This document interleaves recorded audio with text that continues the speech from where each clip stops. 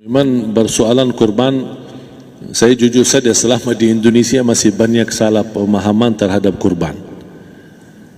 Dan saya pernah berkata, memang Islam kita di Indonesia Islam keturunan. Ya, jadi asal tahu saja. Ya, tapi dari segi belajaran, mohon maaf ya kita terlalu jauh terhadap pemahaman. Yang saya maksud, kita melaksanakan sesuatu tapi kita sudah belajar, sudah tahu, bukan hanya asal saya dengar, saya lihat, saya bukan sebatas itu, tapi kita punya dasarnya. Dan ini kelemahan kita, di antaranya kurban. Saya pernah mendengar, bukan malah sering mendengar soal kurban dihitungkan beroran. Jadi keluarga suami istri sama 5 anak berarti jumlah 7, wajib sapi. Kalau kurang daripada itu, atau misal suami istri tidak mampu, boleh ini tahun kurban kambing atas nama suami, tahun depan atas nama istrinya. Ini hal keliru sebenarnya. Yang dihitungkan soal kurban beda sama akikah dan beda sama zakat fitrah. Zakat fitrah sama akikah terhitung beroran. Akikah laki-laki 2 kambing, perempuan 1. Kalau tidak mampu boleh. Kalau ada kembar laki sama perempuan berarti 3 kambing. Tapi kalau tidak mampu boleh 1 kambing, tidak masalah. Dan tidak ada istilah sekarang saya kurban tapi nanti sisanya seolah-olah ada hutang sama Allah. Sesuai kemampuan kita. Di antaranya kurban. Kurban hitungannya berkeluarga, bukan beroran.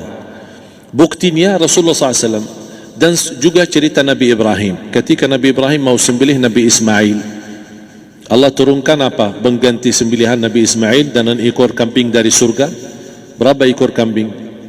1. Padahal Nabi Ibrahim punya istri 2 dan anak. Ada istri Siti Hajar dan Sarah. Kemudian anaknya Ismail dan Ishak. Berarti semuanya berapa? 5. Kenapa Allah tidak turunkan 5 ekor kambing? Karena hitungannya memang 1 keluarga. Yang kedua, Rasul sendiri sembelih 2 kambing. Pertama, Bismillah atas nama Muhammad dan keluarga Nabi Muhammad. Padahal kita tahu keluarga Nabi Muhammad SAW termasuk keluarga besar. 11 istri, belum lagi anaknya laki-laki sama perempuan. Ada yang hidup maupun sudah mati, sudah termasuk semua. Yang hidup maupun mati. Yang kedua, Rasul sembelih sembelihan yang kedua atas namaku dan umatku. Umatnya berapa miliar? Cuma 1 ekor kambing. Kenapa Rasulullah SAW berkurban atas nama dirinya dan umatnya? Saya mengambil salah satu di sini tanda sayangnya Rasul kepada umatnya. Jadi saya selalu berkata, orang miskin yang tidak mampu berkurban seharusnya bangga di hari kurban, karena Rasul sudah kurbankan duluan atas nama dia. Jadi terima kasih ya Rasulullah, ingatkan kita. Yang kita tidak mampu, Rasul sudah. Bahkan kalau Rasul sudah kurban atas nama umatnya yang tidak mampu, berarti sudah terkabul. Kita aja belum tahu kabul atau tidak kalau kita berkurban. Tapi kalau Rasul sudah terjamin makbul. Oleh sebab itu, hitungan kurban itu adalah 1 keluarga. Misal, bapa punya istri, punya anak. Itu kalau mampu sapi silahkan. Mampu 1000 sapi silahkan. Kalau soal kemampuan tidak ada masalah. Tapi kalau soal kewajiban, tidak ada wajib lebih daripada 1 ekor kambing. 1 ekor kambing. Misal, kalau bapa punya istri 4. Misal. Cuman ini misal. Ya. Istrinya 4. Setiap istri anaknya 10. Berarti jumlah berapa?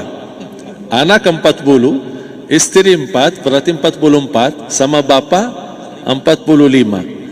Wajib 1 ekor kambing saja, cukup untuk semua ini. Tapi kalau soal mampu, ya silahkan.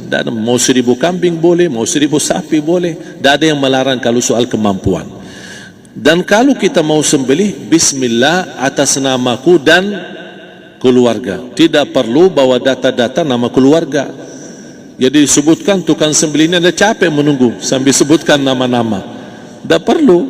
Udah Bismillah atas namaku dan keluarga. Termasuk kata atas namaku dan keluarga, termasuk orang tua yang sudah meninggal. Termasuk orang tua yang sudah, karena kita adalah hasil daripada orang